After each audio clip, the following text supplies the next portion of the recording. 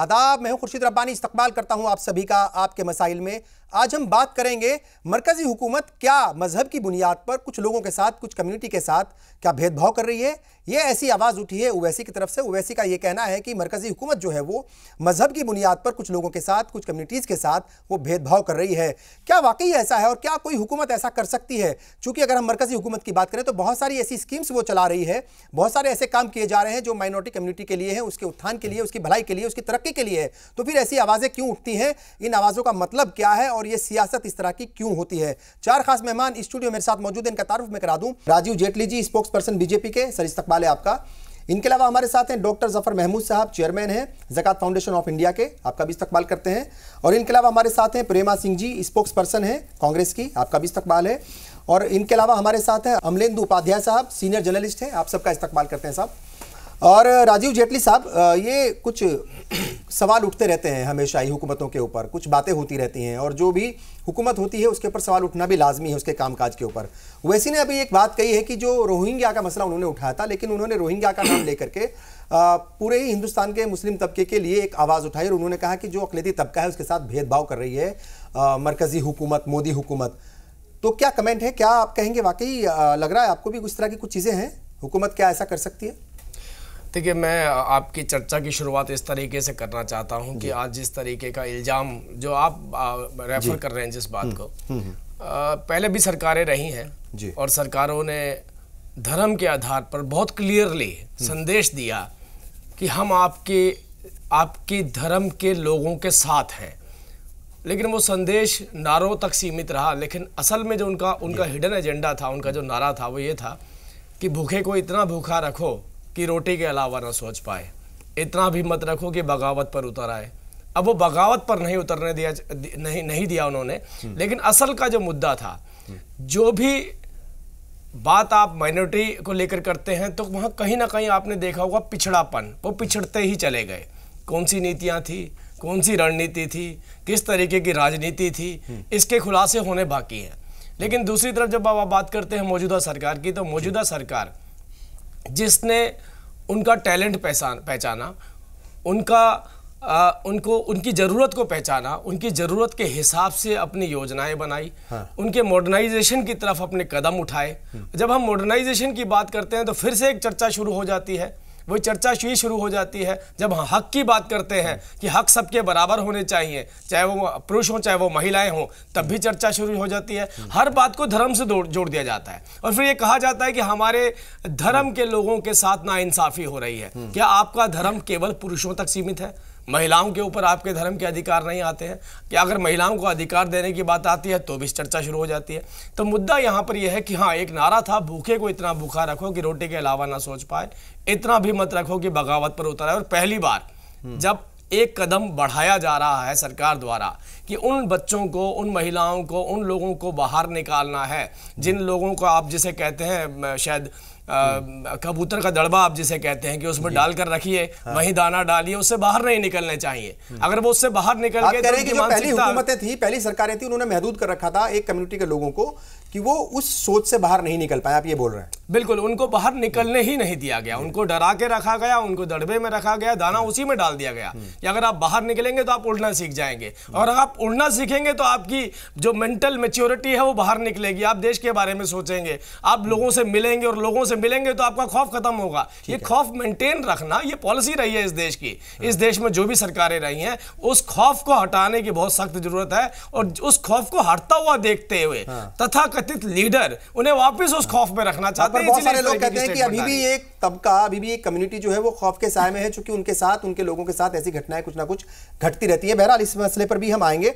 अमलेंदु जी, आपको क्या लगता है जिस तरीके से जो है वो आवाजें उठती रहती हैं और माइनॉरिटी तबके की बातें होती हैं, बहुत सारी ऐसी घटनाएं होती हैं जिसको लेकर के सवाल भी उठते हैं और जिसको लेकर के या जिसकी वजह से वो तबका वो कहीं ना कहीं दहशत के साए में रहता है या थोड़ा खौफजदा रहता है, आपको क्या लगता है क्या वाकई हुकूमत वो माइनॉरिटी तबके के साथ, खासतौर से मुस्लिम तबके के साथ कोई भेदभाव कर रही है क्योंकि धर्म अलग है इस वजह से? देखिए, जाहिर तौर पे घोषणा करके भले ही ना कर रही हो जी सरकार, लेकिन कहीं ना कहीं जो अल्पसंख्यक समुदाय है उसके अंदर ये बात तो है जी, और ये बेचैनी भी है कि सरकार उनके साथ जो है जुल्म कर रही है, उनके साथ नाइंसाफ़ी कर रही है। सरकार खासतौर से जो काम करती है और सरकार के जो साथ जुड़े हुए लोग होते हैं वो जिस तरह की भाषा बाहर आकर के बोलते हैं सरकार से बाहर आकर के, तो वो सरकार की मंशाओं पर सवाल उठाने के लिए काफ़ी कुछ होता है। तो ये इस आरोप में भले वो ओवैसी जी ने लगाया हो या किसी ने लगाया हो, आरोप अपनी जगह पे है और लगाने वाला अपनी जगह पे है, लेकिन उस आरोप में कहीं ना कुछ दम है। अब जैसे मैं एक उदाहरण देना चाहता हूँ कि अल्पसंख्यक आयोग था 2015 से लेकर 2017 तक, धीरे धीरे करके उसके सदस्यों के सारे पद रिक्त होते चले गए। सरकार ने उनकी नियुक्ति नहीं की, अब जा करके उन नियुक्तियाँ हुई हैं। तो अल्पसंख्यक आयोग जैसा महत्वपूर्ण संवैधानिक संस्था जो है, अगर वहाँ भी खाली रहे, इतना वक्त लगेगा तो जाहिर सी बात है कि सरकार की मंशा पर सवाल उठते हैं। अब बात यह है कि सरकार ने कुछ योजनाएं भी अल्पसंख्यकों के हित के लिए चलाई हैं, इस बात से भी इनकार नहीं किया जा सकता, जो है उसको स्वीकार करना चाहिए। लेकिन सवाल ये है कि उन योजनाओं के पीछे क्या रणनीति है, क्या वास्तव में उन योजनाओं का लाभ निचले तबके तक जिसको पहुँचाया जाना वहाँ तक पहुँचेगा, या उन योजनाओं के पीछे भी कोई हिडन एजेंडा है। ये जब वो योजनाएं धरातल पर उतरेंगी तब देखा जाएगा। बहरहाल बेचैनी है अल्पसंख्यक समुदाय में, इस बात से कोई इनकार नहीं कर सकता है। और ख़ासतौर से जो सत्तारूढ़ दल के जो कुछ खासतौर से गिने हुए चेहरे हैं, वो जिस तरह की भाषा का इस्तेमाल करते हैं, उससे वो बेचैनी और बढ़ती है। बिल्कुल सही है। प्रेमा सिंह जी, क्या कहेंगी आप? आपको क्या लगता है, अपोजिशन पार्टी में आप हैं और अपोजिशन का हिस्सा हैं, तो आपको क्या लगता है कि जो मरकजी हुकूमत है, केंद्र सरकार है, वो किसी एक ग्रुप के साथ, किसी एक कम्युनिटी के साथ क्या वाकई ऐसा बर्ताव कर सकती है? और अभी क्या ऐसा लग रहा है कि वो कुछ भेदभाव हो रहा है कम्युनिटी के साथ? देखिए, इतिहास गवाह है कि भारतीय जनता पार्टी हमेशा धर्म के नाम पर राजनीति करती आई है। चुनाव के समय में इनको भगवान राम की याद आ जाती है, राम मंदिर की याद आ जाती है। मगर 2014 का जो चुनाव था वो बड़ा इंटरेस्टिंग था, क्योंकि भारतीय जनता पार्टी किसी मंदिर मस्जिद के नाम पर नहीं, विकास पर ये चुनाव लड़ी थी। मगर क्या पिछले 3 सालों में आपको विकास देखने को मिला? क्या हमारा जीडीपी बेहतर हुआ? क्या हमारे युवाओं को रोजगार मिला? क्या हमने और क्षेत्रों में हम लोगों ने विकास किया? ऐसा नहीं हुआ। चुनाव जीतने के बाद तुरंत ही मजहब की बातें आने लगी, गाय की चिंता भारतीय जनता पार्टी को होने लगी, और गाय की जो चिंता हुई उसके चक्कर में मुंह की खानी पड़ी इन्हें बिहार में। तो भारतीय जनता पार्टी को सिर्फ अल्पसंख्यक ही या सिर्फ दलित वर्ग के लोग या सिर्फ मुसलमान लोग ही गाय के ऊपर अत्याचार करते हुए दिखते हैं। उन लोगों का क्या जो गाय सड़क पे छोड़ देते हैं और गाय पॉलीथीन खा के और काफ़ी हानिकारक पदार्थ खा के जो गाय मर जाती हैं, उसकी चिंता भारतीय जनता पार्टी को नहीं होती। 3 सालों में सिर्फ हिंदू मुसलमान पे चर्चा हो रही है, धर्म जातियों पे चर्चा हो रही है, विकास की कहीं भी बात नहीं हो रही। इनके बड़े बड़े नेता राजनीतिक मंच पे खड़े होके विशेष धर्म के खिलाफ, उनके लोगों के खिलाफ बयानबाजी करते हैं, दंगे भड़काते हैं, मगर मोदी जी उसके खिलाफ एक शब्द अपने मुंह से नहीं निकालते। उन महिलाओं का क्या जिनके साथ लगातार बलात्कार होता जा रहा है, उनकी सरकार आने के बाद यूपी में महिलाओं के साथ किस तरीके का बर्ताव किया जा रहा है, बहुत हुआ महिलाओं पर वार। अब की बार मोदी सरकार, महिलाओं ने बड़ी उम्मीदों के साथ उनको वोट दिया था कि मोदी सरकार आने के बाद हमारे ऊपर अत्याचार खत्म हो जाएंगे, मगर उनके खुद के मुख्यमंत्री तक महिलाओं के खिलाफ बयान देते रहे, महिलाओं की आज़ादी के खिलाफ बयान देते रहे। इस पर उनका क्या टेक है? बिल्कुल धर्म और जाति के नाम पे राजनीति हो रही है, विकास कहीं खो गया है और सिर्फ आज लोगों को हिंदू मुसलमान के नाम पर लड़ाए जाने की कोशिश की जा रही है। मगर इस देश के लोग बड़े समझदार हैं, उन्होंने भारतीय जनता पार्टी की राजनीति को देख लिया है, समझ लिया है, और आने वाले समय में उन्हें इसका जवाब भी दिया जाएगा। डॉक्टर जफर महमूद साहब, जो मौजूदा वक्त है, जो ये माहौल चल रहा है, हुकूमत के जो दायरा है हुकूमत का काम करने का, उसको देखते हुए आपको क्या लगता है? क्या वाकई जिस तरह की बातें हो रही हैं कि हाँ भाई कुछ डर तो है, हाँ भाई कुछ भेदभाव तो है, मतलब इस तरह की बातें आती रहती हैं सामने, वो विद इन कम्युनिटी भी बात होती है और जो है वो पॉलिटिकल पार्टीज भी करती हैं, अलग अलग लोग भी करते हैं, तो क्या वाकई ऐसा कुछ है? मतलब आपको भी महसूस होता है कि नहीं, हुकूमत जो है वो बहुत ईमानदारी के साथ पर्टिकुलर एक तबके के साथ काम नहीं कर रही है, वो कुछ भेदभाव तो ज़रूर है, ऐसा खाली अफवाहें फैलाई जाती हैं, माहौल बनाने की कोशिश की जाती है, वाकई ऐसा है भी? मतलब सचमुच ऐसा है? जी साहब, मैं तो एविडेंस के बेसिस के ऊपर बात करता हूँ। तो पहली चीज़ तो ये है कि जब कोई नई संस्था एजुकेशनल इंस्टीट्यूशन कायम करना हो तो उसमें कुछ पैसे लगते हैं, ज़मीन लगती है और आदमियों को काम करना पड़ता है। तो आज़ादी से बहुत पहले अलीगढ़ मुस्लिम यूनिवर्सिटी और जामिया मिल्लिया इस्लामिया, हिस्ट्री उठा करके देख लीजिए, मुसलमानों ने पैसे लगाए, अपनी ज़मीन दी और ख़ुद मेहनत करके और कायम हुए। और उसके ऊपर जो पहले यूपीए गवर्नमेंट थी उसने सुप्रीम कोर्ट में कह दिया था कि हाँ ये जो है माइनॉरिटी इंस्टीट्यूशंस हैं दोनों। हाँ। लेकिन ये कि जो करेंट गवर्नमेंट है उसने उस पॉलिसी को रिवाइज़ कर दिया और सुप्रीम कोर्ट में अपना एफिडेविट बदल दिया और ये कहा कि नहीं, हमारे ख्याल में अलीगढ़ मुस्लिम यूनिवर्सिटी माइनॉरिटी इंस्टीट्यूशन नहीं है। तो दूसरी चीज़ ये कि जामिया मिल्लिया के लिए तो कुछ था ही नहीं, उसको तो जो national commission for minority education institutions है उसी ने ही कहा था कि ये माइनॉरिटी इंस्टीट्यूशन है सब देखने के बाद, लेकिन उसके ऊपर भी सवाल उठा दिए और उसके ऊपर भी जो है ये कह दिया। एक बात तो ये हुई, तो जाहिर है मुसलमानों में क्या मैसेज जाएगा और पूरे हिंदुस्तान के सारे लोगों में क्या मैसेज जाएगा कि साहब मुसलमानों के ख़िलाफ़ बात को रेत करके बेबुनियाद बातें निकाली जा रही हैं, नंबर एक। नंबर दो ये कि आप बहुत से लोगों ने शायद नहीं सुना होगा कि जनवरी 2014 में जिस वक्त यूपी हुकूमत के आखिरी दिन थे तो उन्होंने एक बिल पेश किया था वक्फ से मुताल्लिक़, वक्फ properties eviction of unauthorised occupants bill 2014 जी। वो फिर उसके बाद उनकी हुकूमत ख़त्म हो गई, नई गवर्नमेंट आई वगैरह वगैरह, उन्होंने उसके ऊपर एक सेलेक्ट कमेटी बना दी और सेलेक्ट और वक्फ का है, वक्फ means 100% Muslim property given by Muslims, मुसलमानों ने ज़मीनें दी, वो प्रॉपर्टी वक्फ कहलाती हैं। तो उसके ऊपर जो सेलेक्ट कमेटी बनी उसमें 20 मेंबर थे पार्लियामेंट के और 20 में से 19 मुसलमान नहीं थे। और उसके बाद उन लोगों ने जो रिपोर्ट दी उसको मैंने बहुत तफसील से पढ़ा है, वो तो आपका एक अलग से 1 घंटा मुझे चाहिए वो बताने के लिए, लेकिन सारा वक्फ प्रॉपर्टी के अगेंस्ट है, उसको मेंटेन करने के अगेंस्ट है जो रिपोर्ट आई है। दूसरी बात तो ये मैंने आपको अर्ज़ की। ठीक है। तीसरी बात मैं आपसे चलते चलते और कहूँ कि स्कूल्स की जो टेक्स्ट बुक्स हैं उसके अंदर हर 10-15-20 दिन के अंदर 25 दिन के अंदर आप देख लेंगे अखबार में कहीं ना कहीं कोई न कोई किसी न किसी स्टेट की खबर आई हुई है जिसके अंदर ये बदलाव किया जा रहा है और वो सारे बदलाव वो हैं जहाँ मुसलमान शोडाउन हो। बिल्कुल ठीक है, वो बदलाव हो रहे हैं। ठीक है, यानी कुल मिलाकर के इस तरह का माहौल है, इस तरह की कहीं ना कहीं जहनियत बन गई है या ऐसा कुछ महसूस हो रहा है कम्युनिटी को कि उसके साथ मजहब की बिना पर जो है वो भेदभाव हो रहा है। तो क्या वाकई ऐसा है? हुकूमत बहुत सारे काम करती है, हुकूमत ने बहुत सारी ऐसी कल्याणकारी योजनाएं चला रखी हैं, लेकिन उनका फ़ायदा क्यों नहीं पहुंच पाता या उनका फ़ायदा बहुत सारे लोगों तक नहीं पहुंच पा रहा है? और क्या माइनॉरिटी तबके को मेन स्ट्रीम से दूर हटाने की कोशिश की जा रही है, क्योंकि इस तरह की बातें भी जो हैं वो लगातार उठ रही हैं? तो कुल मिलाकर के ये ऐसा माहौल क्यों है और हुकूमत जो काम करती है उसका जो नज़रिया है वो हो सकता है बेहतर हो, लेकिन वो कौम को क्यों ऐसा लगता है कि वो उनके खिलाफ है? इन तमाम मसलों पर भी बात करेंगे। हम एक ब्रेक लेंगे, बहुत जल्द हाजिर होंगे, आप बने रहिए हमारे साथ।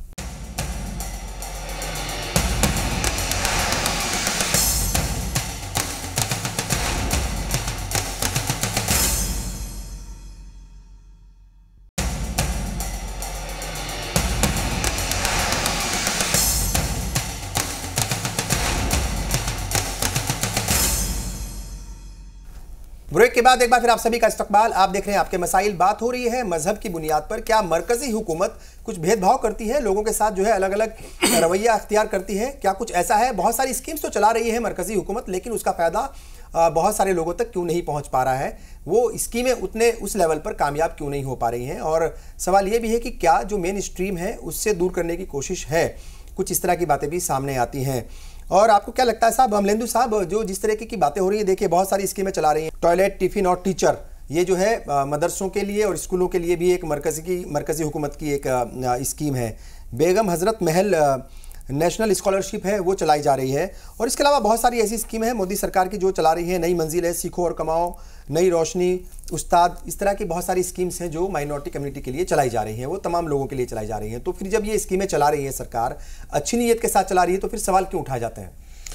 देखिए, सवाल इसलिए उठते हैं कि आप अच्छी नीयत से चला रहे हैं, बहुत अच्छी बात है कि सरकार अच्छी नीयत से चला रही है, लेकिन नीयत में खोट भी जो है वो जाहिर हो जाते हैं। नई योजनाएं आ रही हैं, बहुत अच्छी बात है, लेकिन जो पुरानी योजनाएं चल रही थी वो बंद क्यों हो रही हैं? उनका पैसा क्यों रोका जा रहा है? अल्पसंख्यक छात्रवृत्ति होती थी छात्रों की, उसमें कितनी कटौती हुई है? ये सारी चीज़ें हैं। तो ये चीज़ें संशय पैदा करने के लिए काफ़ी हैं। अब मदरसों का आधुनिकीकरण की जैसे बात है जी, बहुत अच्छी बात है, कौन नहीं चाहेगा कि मदरसों का आधुनिकीकरण हो, लेकिन मदरसों का ही आधुनिकीकरण क्यों? सरस्वती शिशु मंदिरों का क्यों नहीं हो आधुनिकीकरण? भाई आधुनिकीकरण की जरूरत केवल मदरसों को तो नहीं है ना, सरस्वती शिशु मंदिरों को भी है। और जो ऑलरेडी जो सरकार की संस्थाएं हैं वहाँ आप लगातार पाठ्यक्रम बदल रहे हैं, वहाँ आप गाय और गोबर पढ़ाने की तैयारी कर रहे हैं और मदरसों को आप आधुनिकीकरण करना चाह रहे हैं, तो या तो आप ये स्वीकार कर लीजिए कि जो बाकी संस्थाएं हैं आप उनको पीछे ढकेलने की कोशिश कर रहे हैं गाय गोबर में लपेट करके, और अगर नहीं है तो फिर सिर्फ मदरसों का ही आधुनिकीकरण क्यों? शर्तें आप मदरसों पर नहीं लगा रहे हैं, जो शर्तें और संस्थाओं के लिए हैं उन्हीं शर्तों के अंतर्गत अगर कार्रवाई हो तो अच्छी बात है। अब जैसे यूपी सरकार का एक फरमान आया कि साहब तिरंगा झंडा फहराया जाए 15 अगस्त को, और वीडियो रिकॉर्डिंग हो, उसकी वीडियो रिकॉर्डिंग और मदरसों के अंदर सीसीटीवी लगे, तो भाई वो तो फिर सब जगह लगे। सच बात है ये, सब जगह साथ लगे। नहीं आप बताइए, रेयान स्कूल जो है वहाँ गुड़गांव का, इतनी बड़ी घटना हो गई वहाँ, और वहाँ आज तक अभी तक कुछ नहीं निकला। वहाँ पर सीसीटीवी की जरूरत नहीं थी, मदरसों में जरूरत है सीसीटीवी की, और वहीं तिरंगा फहराने की है। जबकि मदरसों का इस देश की आज़ादी की लड़ाई में एक बहुत बड़ा योगदान है। आपको याद होगा कि जो पहला स्वतंत्रता संग्राम हुआ सन 1857 का, इस दिल्ली में ही मदरसों के ऊपर जुल्म ढाए गए और मौलवियों को दिल्ली के अंदर प्रवेश करने की फिरंगी सरकार ने इजाज़त नहीं दी। और पूरी आज़ादी की लड़ाई के दौरान मदरसों की एक बहुत बड़ी भूमिका इस देश की आज़ादी की लड़ाई में है। जहाँ तक सवाल ये है कि मदरसे जो है वो आधुनिकीकरण, तो भाई मदरसों के अंदर, इस देश के अंदर हमारा संविधान है वो सबको अपनी धार्मिक पढ़ाई की भी आज़ादी देता है। आपके यहाँ गुरुकुल भी हैं, अगर मदरसे हैं तो गुरुकुल हैं, उस तरह की संस्थाएं भी हैं, तो उनका भी आधुनिकीकरण कीजिए।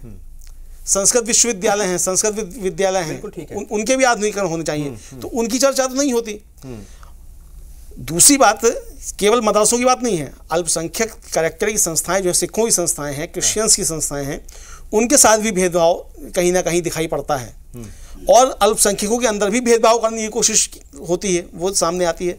तो बहुत सी चीज़ें ऐसी हैं जो कहीं ना कहीं सरकार की नीयत पे संदेह पैदा करती हैं। हाँ प्रेमा सिंह जी, चूंकि बीजेपी ये कहती है कि भाई कांग्रेस जो है या दूसरी पार्टियां, उनके पास वो माइनॉरिटीज़ के नाम पर राजनीति या सियासत करने के अलावा कोई और काम नहीं बचा। वो कह रही है कि पिछले 2 साल में मोदी हुकूमत ने 9 लाख से ज़्यादा माइनॉरिटी तबके के नौजवानों को नौकरियां दी हैं, नई नौकरियां दी हैं। और जैसे मैंने कहा, बहुत सारी स्कीम चल रही हैं, चाहे वो नई मंजिल हो, सीखो कमाओ, नई रोशनी, उस्ताद, तमाम तरह की स्कीम्स हैं, स्कॉलरशिप भी हैं जो माइनॉरिटी के बच्चों को दी जा रही है। और बजट जो है वो जो माइनॉरिटी अफेयर्स मिनिस्ट्री है उसका बजट लगभग, या कहा जाए तकरीबन 300 करोड़ रुपए के करीब बढ़ा है।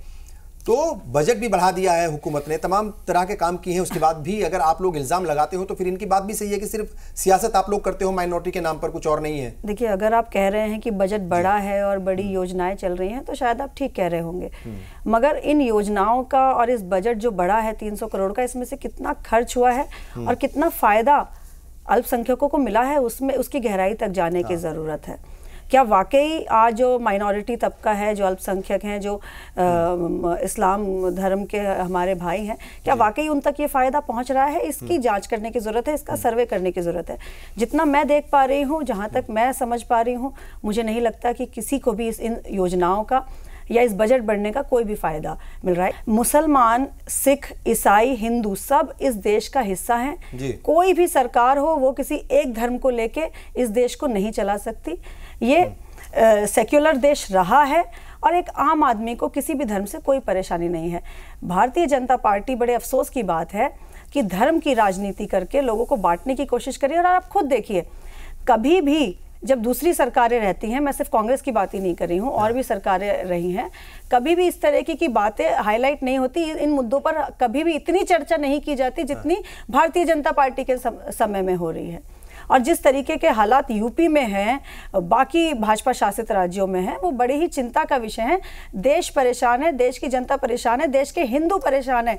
भारतीय जनता पार्टी हिंदुत्व की ठेकेदार नहीं है। मैंने खुद जुम्मे की नमाज में अपने हिंदू भाइयों को शरबत बांटते देखा है मस्जिदों के सामने, और जब कांवड़ कैंप लगते हैं तो वहां पे हमारे मुसलमान भाई सेवा करते हैं आके। नहीं, ये तो इस मुल्क की पहचान है, ये इस मुल्क की परंपरा है, गंगा जमुनी तहजीब है।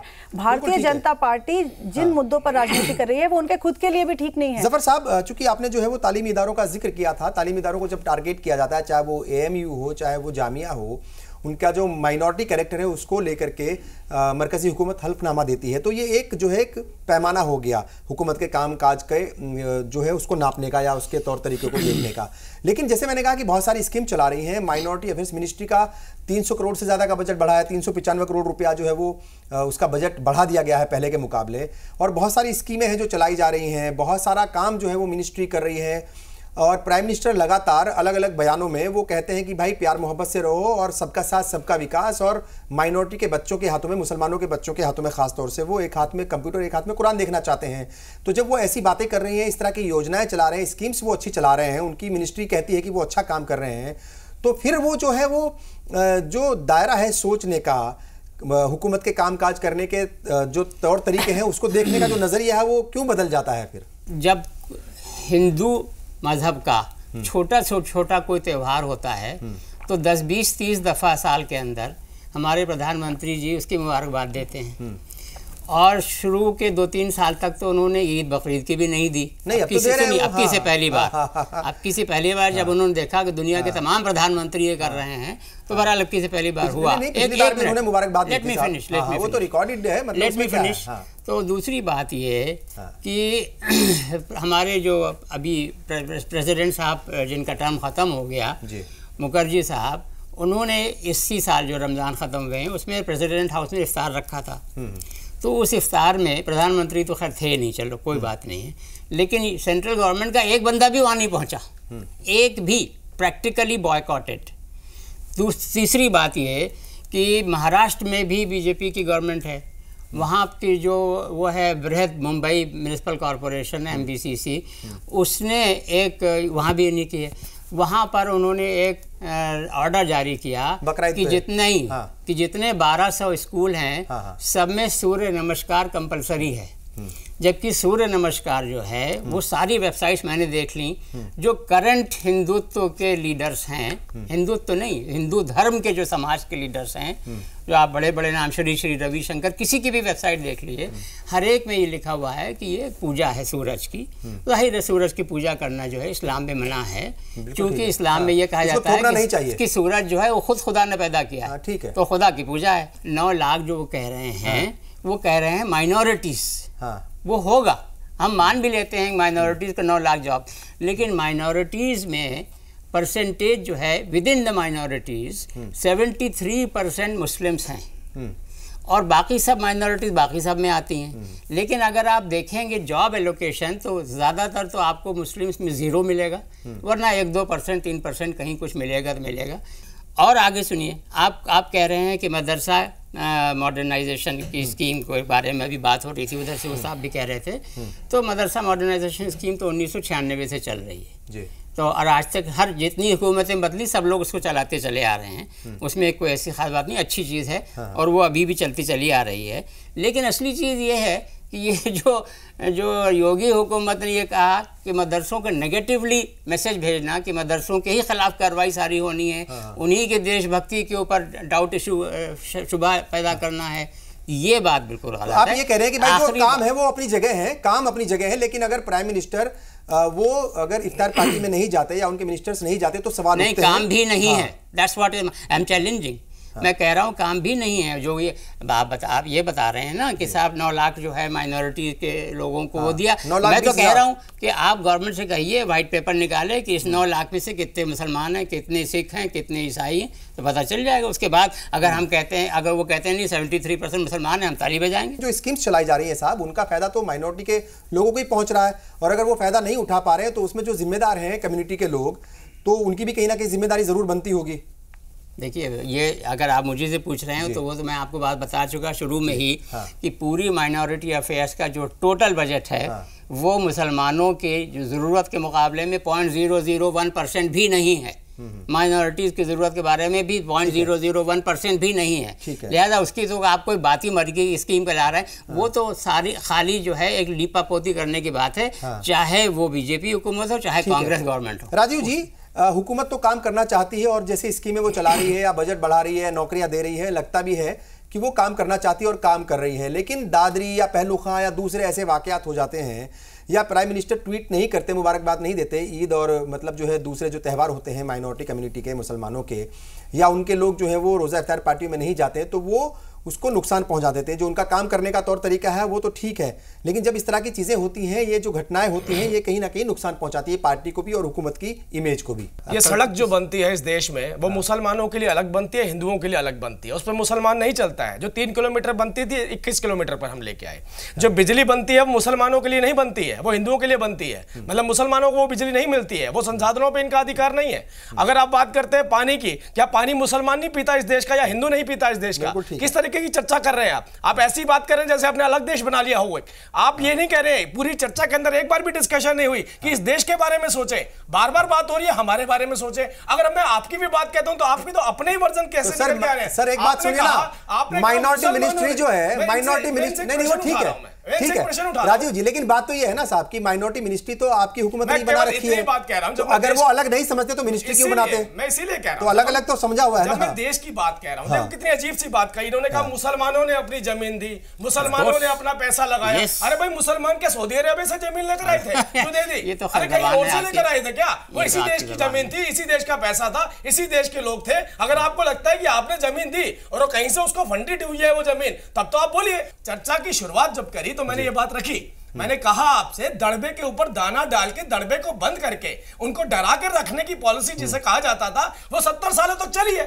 आप बताइए उस पॉलिसी के क्या नतीजे निकले? हम ये कहते हैं, जब हम नई मंजिलों की बात कहते हैं, हम कहते हैं उनकी प्रतिभाओं को पहचानिए, उनको बाहर निकालिए, उनको उड़ने दीजिए। अरे आप उड़ने नहीं देना चाहते, आप चाहते हैं वहां तक रहे। अगर वो डर मेंटेन नहीं रहेगा तो आपकी राजनीति नहीं चलेगी। अगर वो डर मेंटेन नहीं रहेगा तो आपके बोर्ड नहीं चलेंगे। आप ये कहते हैं वक्फ बोर्ड की जमीन, हम कहते हैं उनको सामाजिक कार्यों में निकालिए। अरे आप जमीन के अंदर आप देखिए कितने देश के अंदर कितनी सारी ऐसी जमीन है जिसको इलीगली कब्जा रखा है। और किन्होंने कब्जा रखा है? वो तथाकथित धर्म के लीडर जिन्होंने अपनी दुकानें बना रखी हैं, जिन्होंने अपनी फैक्ट्री बना रखी है। वहां पर ये चर्चा नहीं उठती कभी भी। जब हम कहते हैं सामाजिक कार्यों में, अरे भाई कहीं ऐसी फैक्ट्री लगे, वहां ऐसे कोई संस्थान लगे जहां से मुस्लिम बच्चों को जॉब मिले। जब हम उस जॉब की बात करते हैं तब भी धर्म की बात आ जाती है। मैंने चर्चा की शुरुआत में बोली कि मुसलमान औरतों को अधिकार नहीं है। जब मुसलमान औरतों के अधिकार की बात आती है तो कांग्रेस के लीडर कोर्ट में जाकर खड़े हो जाते हैं, वो पैरवी करते हैं, वो बोलते हैं नहीं जी इनको अधिकार नहीं देने चाहिए, हम इसके पक्ष में नहीं है। तो ये जो पॉलिसी डरा कर रखने की थी ये बहुत लंबे वक्त तक इस देश में चली है। और इस डिबेट को कम से कम देश की बनाइए, मुसलमानों की मत बनाइए। हम कहेंगे देश की बात करें। हाँ, ये जब अपीजमेंट की पॉलिटिक्स होती है तो हो सकता है पिछले प्रधानमंत्री कहते थे सबसे पहला संसाधनों के ऊपर अधिकार मुसलमानों का है। अरे हम कहते हैं सबका अधिकार बराबर का है, किसी एक का अधिकार नहीं है। आपने किस तरीके की राजनीति करनी है? और अगर आपने संसाधनों पे सारे अधिकार दे भी दिए हैं तो बताइए कहां है वो संसाधन? संसाधन तो आप खुद खा गए थे, कोयला आप खा गए, ऊपर से जो स्पेक्ट्रम आता था वो आप खा गए। कौन सा ऐसा संसाधन छोड़ा जो जनता के लिए आपने छोड़ा हो? सारे संसाधन आप ढकार गए, उसके बाद कहते हैं आपका अधिकार है। हम ये कहते हैं कि इसको पॉलिटिक्स को अब यूनिवर्सल बनाना होगा, देश के बारे में सोचना होगा, देश हित में सोचना होगा। पर सर वो देश का हिस्सा है ना, वो भी अगर कोई एक तबका, अगर आप केवल माइनॉरिटी की भी बात करें, सर सुनिए ना, SC ST के लिए हजारों करोड़ का बजट होता है, ये आप मानते हैं ना? वो क्यों होता है? उनको रिजर्वेशन क्यों मिला हुआ है? क्योंकि वो तबका पिछड़ा हुआ है, वो दबा कुचला तबका है, उसको आगे लेकर के आना है। माइनॉरिटी कम्युनिटी है, उसके बारे में भी सेंट्रल कमेटी ने यही कहा कि ये तबका बहुत ही ज्यादा दबा कुचला है, इसको आगे लेकर के आना। तो अलग स्कीम बना लीजिए, तो उनके लिए बात तो करनी पड़ेगी ना साहब। नहीं, मैं आप ही की बात को आगे बढ़ा देता हूं। दबा कुचला किस वजह से है? 70 सालों में दबा कुचला है ना, आप ये तो बात तो एडमिट कर ली है, ये तो एडमिट कर ली गई है। अब दबा किस लिए है? सबसे पहले दबने की वजह क्या रही? कौन दबा? लगभग 50% मुसलमानों की तादाद दबी रही। कौन थी? महिलाएं। किसने बाहर निकलने दिया उन्हें?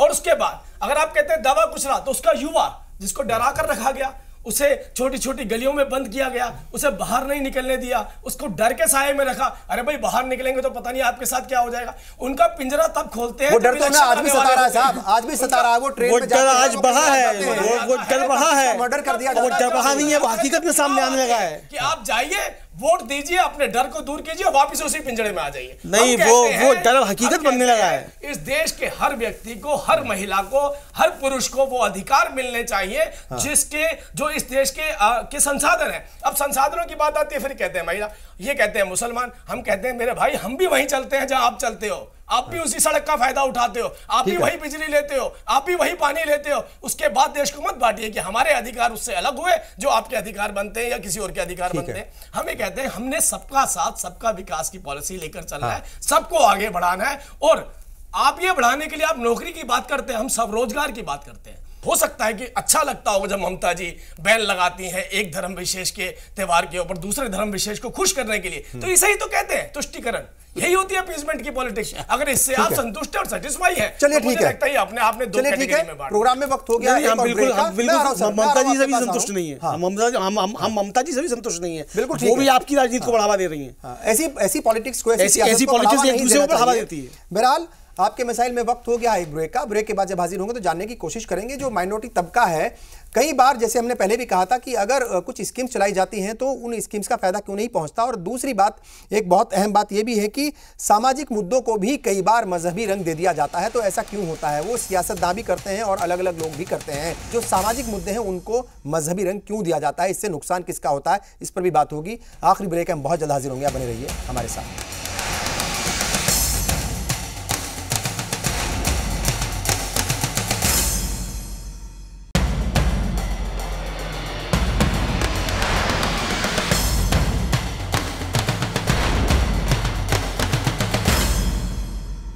ब्रेक के बाद एक बार फिर आप सभी का इस्तकबाल। आप देख रहे हैं आपके मसाइल और बात हो रही है कि क्या मरकजी हुकूमत या फिर कोई भी हुकूमत मजहब की बिना पर किसी कौम के साथ, किसी कम्युनिटी के साथ वो भेदभाव करती है, क्योंकि इस तरह के सवाल उठ रहे हैं। बात रोहिंग्या मुस्लिमों की हो रही थी, लेकिन ओवैसी ने एक नई बात कह दी कि जो मरकजी हुकूमत है वो मजहब की बिना पर लोगों के साथ भेदभाव करती है। तो क्या वाकई ऐसा है? लेकिन बहुत सारी बातें ये भी हो रही हैं कि हुकूमत स्कीम्स चला रही है, बहुत सारे काम कर रही है, लेकिन उनका फ़ायदा क्यों नहीं पहुँच पाता या कितना फ़ायदा पहुँच पाता है, ये भी कहीं ना कहीं एक सवाल है। और दूसरी बात यह है कि सामाजिक ऐसे मुद्दे हैं, कई सारे ऐसे सामाजिक मुद्दे हैं जिनको मजहब से जोड़ दिया जाता है।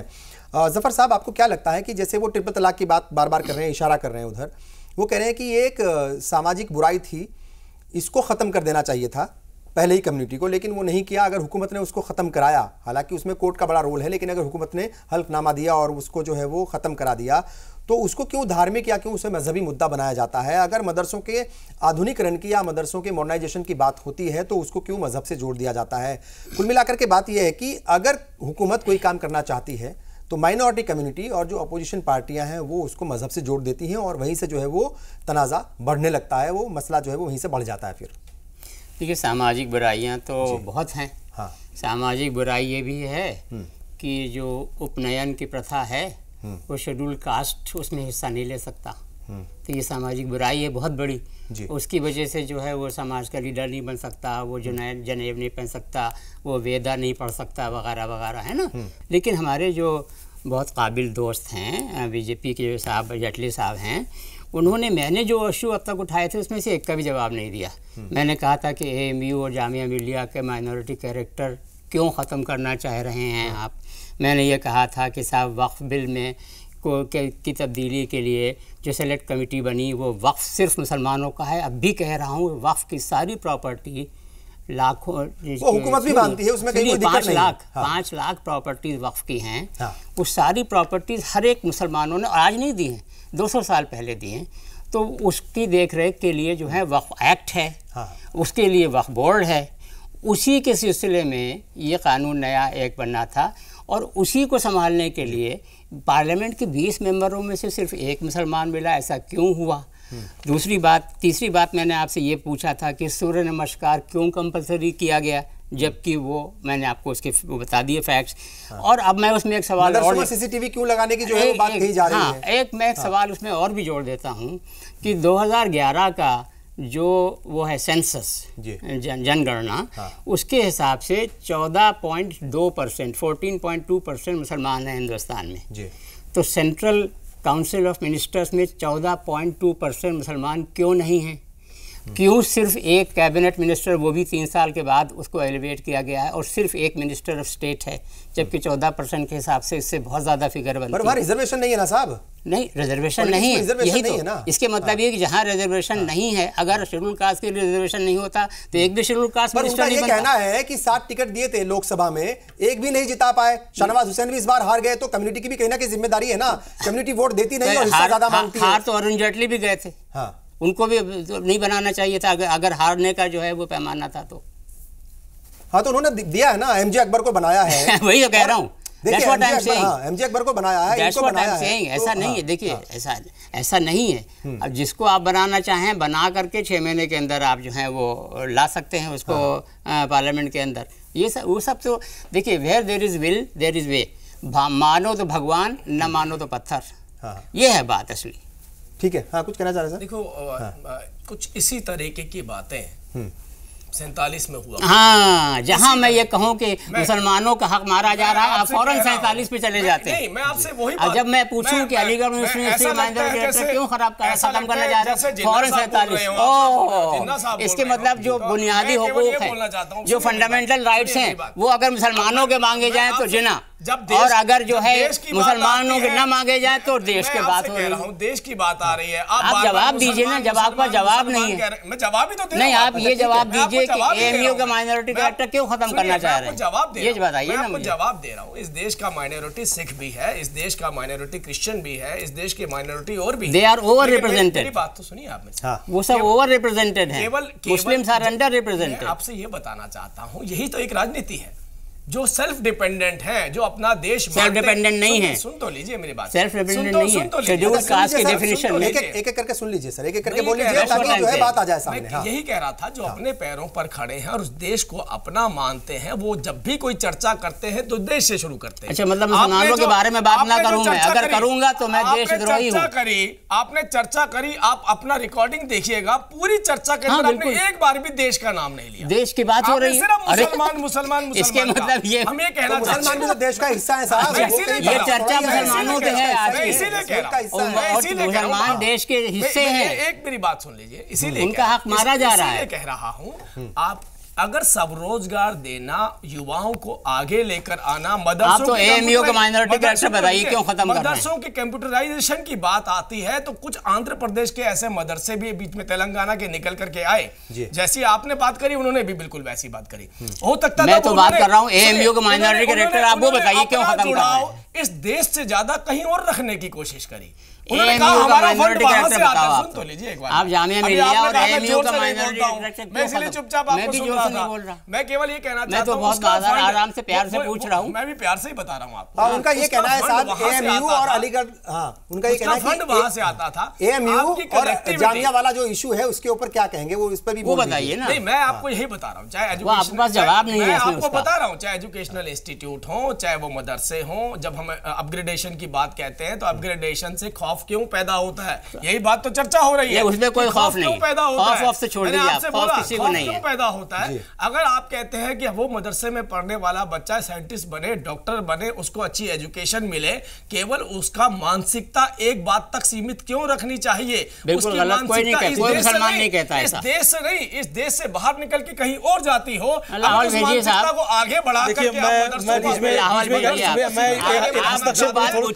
जवाब नहीं दे रहे, पूछा जा रहा है एएमयू का माइनॉरिटी कैरेक्टर क्यों खत्म करना चाह रहे हैं? आप ये बताइए। जहां तक मानसिकता का सवाल है, मदरसे के लिए हम आपसे मुत्तफिक हैं, आप जो कह रहे हैं बहुत अच्छा कर रहे हैं, मदरसा मॉडर्नाइजेशन बहुत अच्छी बात है, हमें पूरा वेलकम बहुत अच्छा काम कर रहे हैं। हम ये पूछ रहे हैं कि आपने एएमयू का माइनॉरिटी कैरेक्टर क्यों खत्म करना चाह रहे हैं? देखिए, आपने कहा कि वो मुसलमानों की जमीन थी, मुसलमानों का पैसा था, तो मैंने आपसे एक प्रश्न उठाया था, उसका जवाब मुझे पहले दे दीजिए। नहीं, पहले एक बार जवाब तो जब मैंने सवाल पूछा उसका जवाब दो ना आप। आपसे मैंने पूछा वो जमीन आप कहां से लाए थे, वो पैसा आप कहां से लाए थे, इसका भी तो एक बार जवाब दीजिए। वो सब मुसलमानों ने अपने पैसे से खरीदा था। कहां से लेकर आए थे ये तो बताइए। क्या मतलब कहां से लेकर आए? मुल्क का हिस्सा है, यहीं से लाएंगे, कोई जमीन कहां से लाएंगे? मतलब आपके पास जवाब नहीं है। आप ये बोलिए इस देश का पैसा था, आपके पास जवाब नहीं है कि एएमयू को एकदम से क्यों खत्म करना चाह रहे हैं? आपके पास जवाब नहीं है, इस देश के आपके पास जवाब नहीं है कि आप सूर्य नमस्कार को कंपल्सरी क्यों करना चाह रहे हैं? जवाब नहीं है आपके पास। सूर्य नमस्कार, राजीव जी, सूर्य नमस्कार एक एक्सरसाइज, राजीव जी, कोई जमीन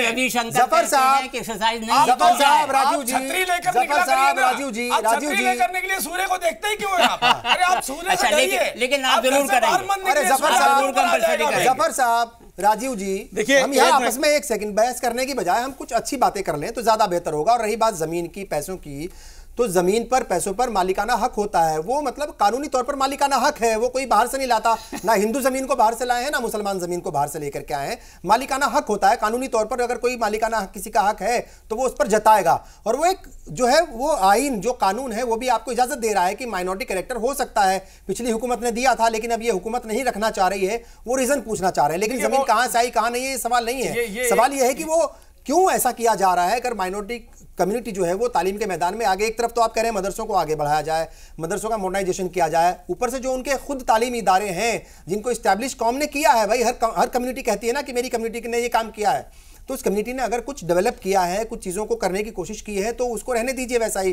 क्या फर्क पड़ रहा है भाई, वो बच्चे पढ़ेंगे, इस मुल्क के बच्चे पढ़ रहे हैं, कोई बाहर से थोड़ा ही कोई आ रहा है। बिल्कुल, जब बच्चे मुल्क के पढ़ रहे हैं तो बच्चे माइनॉरिटी थोड़ी हुए, वो तो बच्चे मुल्क के हुए। और जब बच्चे मुल्क के हुए तो आप ये कैसे कह सकते हैं कि हम माइनॉरिटी हैं, हम मेजॉरिटी में? तो कॉन्स्टिट्यूशन में क्या जो माइनॉरिटी का लफ्ज लिखा उसके क्या माने? एजुकेशन की बात करें, आर्टिकल 2930 में लिखा हुआ है कॉन्स्टिट्यूशन माइनॉरिटी का लफ्ज क्या माने?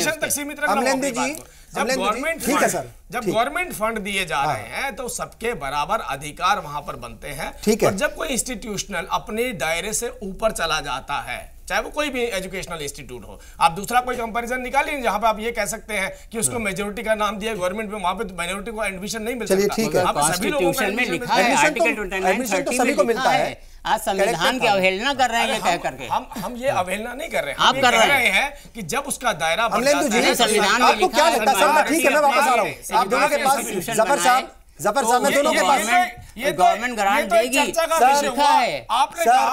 आपने कहा सरकार अगर एक राजू जी ठीक है, मैं वापस कमेंट के लिए वापस आपके पास आऊंगा। वहीं तो मैं पूछ रहा हूं सर, प्लीज अमलेंदु जी, क्या लगता है आपको, जब कई बार हम ये देखते हैं कि पॉलिटिकली किस कम्युनिटी का जुड़ाव, किसका रुख किसकी तरफ है, तो कई बार ये बातें भी आती हैं, वो कई लोग करते हैं इस तरह की बातें कि अगर वोट नहीं दे रहे हैं तो उनके काम क्यों किए जाएं। तो आपको क्या लगता है, कई बार अगर भेदभाव होता है वो क्या इस वजह से भी होता है कि पॉलिटिकली आप उनको सपोर्ट नहीं करते, इसीलिए ये जो शिकायतें आती हैं कि भाई भेदभाव हो रहा है? हालांकि हमने कहा भाई स्कीम बहुत चल रही है, हुकूमत अपने लेवल पर काम करने की कोशिश कर रही है, लेकिन कुछ चीज़ें ऐसी भी हैं जिनको वाकई इग्नोर नहीं किया जा सकता, जिनका जिक्र करना ज़रूरी है।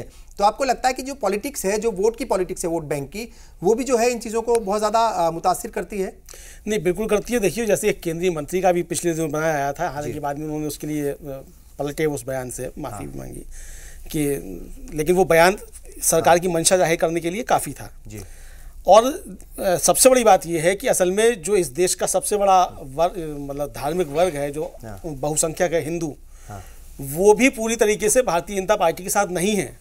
ये उसका तुष्टिकरण है, ये किसी राजनीतिक पार्टी से आते हैं, आपसे कम से कम एक्सपर्ट कमेंट की उम्मीद होती है। मैं एक्सपर्ट निर्धारित कर दिया कौन एक्सपर्ट कमेंट ही कर रहा हूं साहब। 31 बहुत अजीब लग रहा है आपकी बातें सुन के। 31% आपको मत मिले हैं, भारतीय जनता पार्टी के केवल खिलाफत करने के लिए बैठे नहीं। देखिए, कह रहे हैं, चलो मान लिया आपकी बात, आप कहते हैं हिंदू आपके साथ नहीं है, बताइए कैसे नहीं है? चलो आप इस बात को रखते हैं, मैं बता रहा हूं, डिबेट करिए इस बात के ऊपर, कैसे नहीं है? आपको 31% मत मिले हैं, सिर्फ आपको सिर्फ 31% मत मिले हैं। अधिकांश हिंदू नहीं है, ये अधिकांश बात कर रहे हैं। ठीक है, ये अधिकांश हिंदू ने मत दिया है। नहीं होती है सर, कितने वोट मिले हैं, कितने नहीं है, ये इंपॉर्टेंट नहीं है। इंपॉर्टेंट ये है कि पार्लियामेंट में कितनी इनकी तादाद है। इंपॉर्टेंट ये है, सवाल ये भी नहीं है कितनी तादाद है, सवाल ये भी नहीं है कितनी तादाद है। ठीक है, सवाल ये है कि जो आप तुष्टिकरण की बात करते हैं, आप भी तुष्टिकरण ही का काम करते हैं। आप बीइंग अ जर्नलिस्ट बात कीजिए ना, आप बीइंग जर्नलिस्ट की बात कर रहा हूं भाई। आपका ये हिंदू नहीं है तो इसकी ये वजह है, मुस्लिम नहीं है तो इसकी वजह है। आपने अपने आप ही निर्धारित कर दिया कौन है कौन नहीं है। ये पॉलिटिकल वर्जन मत रखिए, ये पॉलिटिकल वर्जन नहीं है, ये एक जर्नलिस्ट का ही वर्जन है। ये बताइए कि सारे हिंदू ने आपको वोट नहीं दिया। ठीक है प्रेमा सिंह जी, और इसलिए आप जो बात करते हैं वो सारे हिंदुओं की बात नहीं है, ये आप भी हिंदू एक सेक्शन की बात करते हैं। ठीक है प्रेमा सिंह जी, ये जो तमाम पॉलिटिक्स है, जो पूरी सियासत है, हम देखते हैं ज़्यादातर वक्त पर ये हिंदू मुस्लिम के इर्द गिर्द ही घूमती हैं, लेकिन वो नुकसान में रहते हैं। हम ज़्यादातर देखते हैं वो मुस्लिम तबका ही नुकसान में रहता है, क्योंकि ज़्यादातर टारगेट पे वही रहता है। आपको लगता है कि ये हिंदू मुस्लिम और फलाना ढिमकाना तमाम तरह की जो सियासत है ये अब बंद हो जानी चाहिए? इसका जो है वो जो है इसका वक्त खत्म हो जाना चाहिए? अब विकास की बात हो, डेवलपमेंट की बात हो, राजनीति है वो बिल्कुल खत्म होनी चाहिए। और पोलराइजेशन की राजनीति की शुरुआत भारतीय जनता पार्टी ने की है, और वो लगातार सिर्फ पोलराइजेशन की ही राजनीति करती आ रही है। उसका सबसे जो रिसेंट एग्जाम्पल है वो ये है कि भारतीय जनता पार्टी ने उत्तर प्रदेश में एक तबका है, कुछ एक बड़ा सब्सटैंशियल परसेंटेज मुसलमान या और वर्ग के लोग रहते हैं। भारतीय जनता पार्टी ने उनका रिप्रेजेंटेशन के लिए एक भी मुस्लिम को यूपी में टिकट नहीं दिया। क्यों नहीं दिया? अगर वो अपने आप को सेकुलर मानते हैं, मुसलमानों का हितैषी मानते हैं, तो उन्होंने उनका रिप्रेजेंटेशन अपनी पार्टी की जब टिकट की बंटवारा किया तो क्यों नहीं उसमें रहा। भारतीय जनता पार्टी गौ रक्षा के नाम पे लोगों को डरा रही है, मुसलमानों को, दलितों को मार रही है, और वो कह रहे हैं कि वो डराने की राजनीति नहीं कर रहे, वो तो दड़बे से बाहर निकाल रहे हैं, उनको खुली सांस में जाने की अनुमति दे रहे हैं। ये सारी चीजें सिर्फ इनकी कहने की हैं, कथनी और करने में भारतीय जनता पार्टी वो कह रहे थे। जेटली हम लोग बहुत देर से आपकी बातें सुन रहे हैं, आप सुनिए, आप जो बीच में बोल रहे हैं ये आपकी, आप कह रहे हैं कि सड़क जो है नहीं, आप सुनिए तो सही, आप अगर सुनने आपके सुनने के पेशेंस ही नहीं है, क्योंकि आप इतने घबराए हुए हैं, आप इतने डरे हुए हैं, आपके पास सफाई देने के लिए कुछ नहीं है। ये आप अपनी सुनने की हिम्मत तो रखिए, जेटली जी सुनने की हिम्मत रखिए। आप कह रहे हैं कि सड़क जो बनती है उसमें हिंदू भी चलते हैं, मुसलमान भी चलते हैं, पानी हिंदू भी पीते हैं, मुसलमान भी पीते हैं, देश के लोग भी आपको यही बात समझाने की कोशिश कर रहे हैं। विकास करिए, सड़कें बनाइए, लोगों को पीने का पानी दीजिए, तो मुसलमान भी पिएंगे, हिंदू भी पिएंगे। आप जिस तरीके की राजनीति देश को बांट के कर रहे हैं वो चलने वाली नहीं है। हम ये नहीं कहते संसाधनों का आपके नेता, आपके मंत्री, आपके कैबिनेट मंत्री लेवल के लोग एक पर्टिकुलर कम्युनिटी के खिलाफ खुल के बयान देते हैं। आप मुसलमानों को बार बार शक के दायरे में देते हैं। क्यों आप मदरसों पे राजीव जी, चलो ठीक है, सीसीटीवी कैमरा लगाना चाहते हैं? वक्त की कमी है, ये बात सही है राजीव जी। जैसे हमने पहले भी कहा कि मरकजी हुकूमत और खासतौर से प्राइम मिनिस्टर, उनके जो बयान आते हैं या जो वो बातें बोलते हैं, वो कहीं से नहीं लगती कि वो किसी के खिलाफ है। वो सबको साथ लेकर के चलने की बात करते हैं और उनकी मंशा जो है उसके ऊपर सवाल भी कोई नहीं उठा रहा है। वो स्कीम्स भी बहुत सारी चला रहे हैं, काम भी बहुत सारा कर रहे हैं। लेकिन जैसे ये खुद कह रही हैं, मैडम कह रही हैं, उधर से वो कह रहे थे, तो साहब आपको लगता है कि जो बयानबाजी होती है, कुछ घटनाएं हो जाती हैं, वो बयानबाजी और वो घटनाएं जो हुकूमत के कामकाज हैं, जो काम करने का उनका तौर तरीका है, जो उनकी मंशा है, उसके ऊपर कई बार वो पानी फेर देते हैं। आपको लगता है कि ये भी एक वजह है? कम से कम अल्फाज में जवाब दीजिएगा, चूंकि वक्त की कमी है। देखिए माननीय प्रधानमंत्री जी इस बात को बहुत स्पष्ट कर चुके हैं कि इस देश के एक भी व्यक्ति के साथ भेदभाव नहीं होगा। हम नहीं कहते हैं कि सारे संसाधन किसी एक के हैं, हम कहते हैं सबका बराबर बंटवारा होना चाहिए और सभी लोग। तो जब अखलाक की हत्या होती है तो प्रधानमंत्री जी क्यों नहीं ट्वीट करके उसकी निंदा करते? आज देखिए जम्मू जब किसी मुसलमान की हत्या या किसी दलित की हत्या होती है तो प्रधानमंत्री जी क्यों उसकी निंदा नहीं करते? इसी देश का मुसलमान है ना, सरकारी नौकरी में है, बीएसएफ में, उसको सिर्फ वोट बैंक के लिए प्रधानमंत्री जी अल्पसंख्यकों के साथ है, मगर असलियत में जब उनके साथ ऊपर अत्याचार होंगे तो प्रधानमंत्री चुप्पी साधे बैठे रहेंगे। बात है, ये भी बहुत इंपॉर्टेंट बात है। जब हम माइनॉरिटी की बात करते हैं तो माइनॉरिटी का मतलब ये नहीं होता है कि जो चिदम्बरम साहब अपने डिप्टी सेक्रेटरी को बोलते हैं अरे भाई इसको टेररिस्ट के ग्रुप से निकालिए, इसको ये नाम दे दीजिए, इसे माइनॉरिटी नहीं कहते हैं। या संसाधनों के नाम पर आप कह दीजिए आपको दे देंगे और उसके बाद आप खुद डका रहे हैं। उस तरीके की राजनीति आप कर रहे हैं, पिछली सरकारों ने नहीं की है। हाँ ठीक है, कम से कम अल्फाज में क्या कहेंगे, ये जो हिंदू मुस्लिम की पॉलिटिक्स होती है या जो भेदभाव की शिकायतें होती हैं या जो मानसिकता है, ये जहनियत है कि भाई मजहब की बुनियाद पर किसी के साथ भेदभाव हो रहा है या किया जा रहा है, ये आपको लगता है ये खत्म होनी चाहिए? इसकी गुंजाइश अब नहीं है? वैसे मैं आपको दो बातें यहाँ करना चाहूँगा। पहली चीज़ तो ये कि बहुत देर से बात हो रही है कि मुसलमानों को डराया जा रहा है, मुसलमान खौफज़दा हैं। तो पहली बात तो मैं आपको ये कहूँगा मुसलमान बिल्कुल भी खौफज़दा नहीं हैं। चलिए अच्छी बात है। हाँ, they are good citizens of the nation, इस वजह से खौफज़दा नहीं है, and they are good Muslims, इस वजह से भी खौफज़दा नहीं है। लिहाजा खौफ का कोई किस्सा तो है नहीं, लेकिन ये कि कॉन्स्टिट्यूशन जो है सबसे ऊपर है, उसके हिसाब से बात चलनी चाहिए। अगर उसके हिसाब से कोई बात नहीं चल रही है तो उसमें दिक्कत है। अब आप जो पूछ रहे हैं मुझसे कि जो देखिए, ये तो मैं आपको बता दूं कि ये तो सबको मानना पड़ेगा कि एक प्रथा अभी नहीं, मैं कह रहा हूँ 1947 के बाद से अब तक कंटिन्यूअसली एक अनस्टेटेड एक सोशल कल्चर सा बना हुआ है। मुसलमानों के को कमतर समझना, ठीक है, इसका एक बना हुआ है। आप कहें तो मैं पब्लिक लाइफ में रहा हूँ 30-35 साल, जितनी मिसालें कहें मैं आपको फर्स्ट हैंड मिसालें दे सकता हूँ। ठीक, इसके अंदर ये मतलब आप कह रहे हैं वो ज़हनियत अब खत्म होनी चाहिए, वो ज़हनियत अब सबको मिल करके खत्म करने की कोशिश करनी चाहिए। ठीक, आप सब लोग का बहुत बहुत शुक्रिया। जाहिर तौर पर इन तमाम चीज़ों की कोई गुंजाइश नहीं है। हिंदू मुस्लिम के नाम पर पॉलिटिक्स जो होती है वो खत्म होनी चाहिए और मजहब की बुनियाद पर अगर कहीं भेदभाव हो रहा है, किसी को ऐसा लगता है, किसी की ऐसी शिकायत हो, तो वो शिकायत भी और उसका लगना भी वो खत्म होना चाहिए। वक्त जो है वो डेवलपमेंट का है, सबको मिलजुल करके पूरे मुल्क के लिए, सभी की जो पूरी आवाम है उसके लिए, उसके डेवलपमेंट के लिए काम करना चाहिए। यहाँ भेदभाव की कोई गुंजाइश कतई नहीं है। आप सबने प्रोग्राम देखा, आप सबका बहुत बहुत शुक्रिया। आदाब।